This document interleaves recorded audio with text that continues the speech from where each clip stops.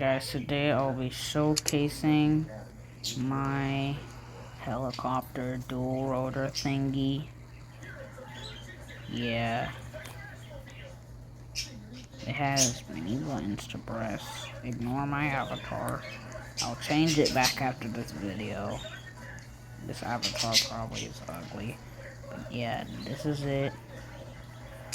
So, got some motor 2 there. Press L to bring these up. I like to put them at this angle.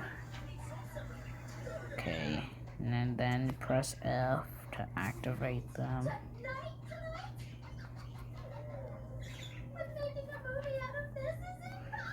Okay, and then I press forward.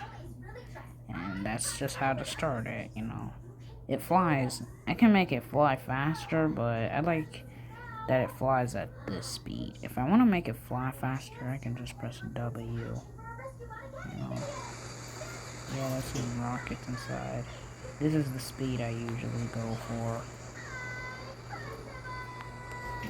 But yeah, that's pretty much it. Sometimes the rotors will glitch, you know, so I need to, do that. The only reason they might glitch is because of the motor 2. I might remove that. They move at a 90-degree angle. We also use a conveyor engine.